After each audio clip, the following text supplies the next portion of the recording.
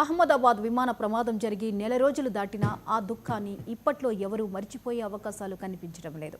ప్రతిరోజు ఏదో ఒక కొత్త విషయం బయటపడుతోంది. అందుకనే నిత్యం ప్రజల కళ్ల ముందు మెదులుతూనే ఉంది. విమానంలో ఉన్న 242 మంది ప్రయాణికుల్లో 241 మంది చనిపోగా ప్రాణాలతో బతికి బయటపడ్డ ఒకే ఒక్కడు మృత్యుంజయుడు, అదృష్టవంతుడు అని అందరి నోట ప్రశంసలు అందుకున్న రమేష్ కుమార్ ఇప్పుడు ఎక్కడ ఎలా ఉన్నాడు? ఈ ప్రశ్నలకు సమాధానం విన్నవారందరినీ దిగ్భ్రాంతికి గురి చేస్తోంది.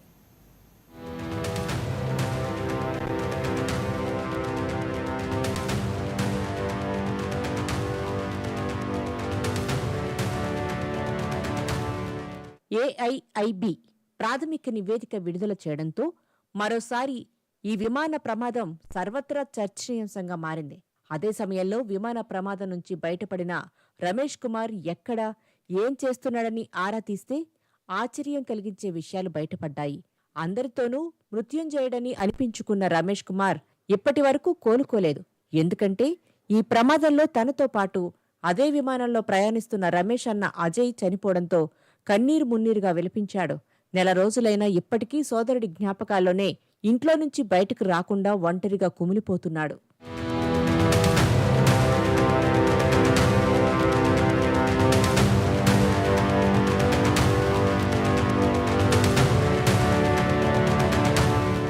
అయితే తాజాగా విమానం మెడికల్ కాలేజీ హాస్టల్ భవనంపై కూలినప్పుడు దట్టమైన పొగలు ఎగిసిపడుతున్న సమయంలో ఆ పొగల్లో నుంచి ఒకే ఒక్కడు నడుచుకుంటూ వస్తుంటే రోడ్డుపై నిలబడి చూసిన వారంతా ఆశ్చర్యంగా పొగలు వస్తున్న వైపు చూస్తూ కేకలు వేశారు.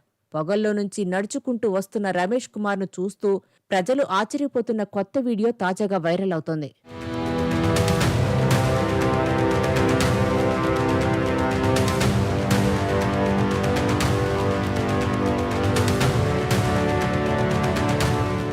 రమేష్ కుమార్ ప్రాణాలతో బతికి బయటపడడంపై రకరకాల కథనాలు ప్రచారంలో ఉన్నాయి. ఎమర్జెన్సీ డోర్కు దగ్గరగా ఉన్న 11A సీట్లో కూర్చోవడం వల్లే ప్రమాదం నుంచి బయటపడ్డాడని చర్చించుకున్నారు. అయితే ఈ ప్రమాదంలో ప్రత్యక్ష సాక్షి బాధితుడైన రమేష్ కుమార్ మాత్రం ప్రమాదం ఎలా జరిగిందో ఏం జరిగిందో గుర్తులేదని చెప్పాడు. ప్రధాని మోడీ పరామర్శించిన సమయంలో ఒళ్ళు నొప్పులు, భరించలేని మంటల వేడితో బాధపడుతూ ఏదైతే చెప్పాడో కుటుంబ సభ్యులకు అదే చెప్పాడు. అంతకు మించి ఒక్క మాట మాట్లాడటం లేదట. రోజంతా దాదాపు ఒంటరిగా గడుపుతున్నాడని, ఆకలైతే తప్ప తిండి తినడానికి కూడా పెద్దగా ఆసక్తి చూపడం లేదట.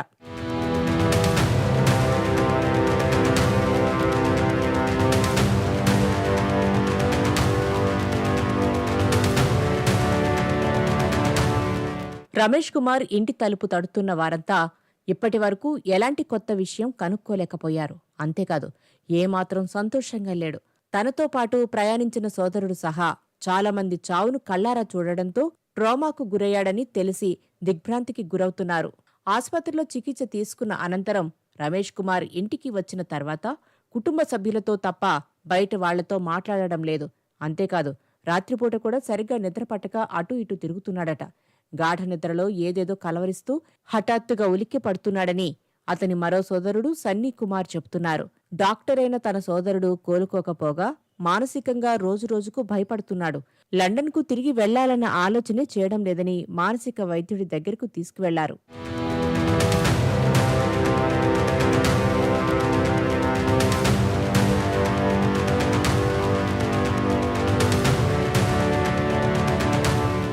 విమానంలో ప్రయాణిస్తున్న 242 మందిలో డాక్టర్ రమేష్ కుమార్ ఒక్కడే బతికి బయటపడడం అదృష్టమని అందరూ అనుకుంటున్నారు. కానీ అతడికి మాత్రం ఎలాంటి సంతోషం లేదు.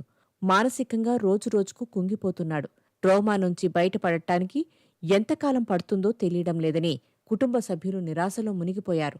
రమేష్ కుమార్ ట్రోమా నుంచి త్వరగా బయటపడాలని, మామూలు జీవితం గడపాలని అతని తల్లిదండ్రులు ఎంతో ఆశగా ఎదురుచూస్తూ ఏమీ చెయ్యలేని నిస్సహాయ పరిస్థితితో కుమిలిపోతున్నారు.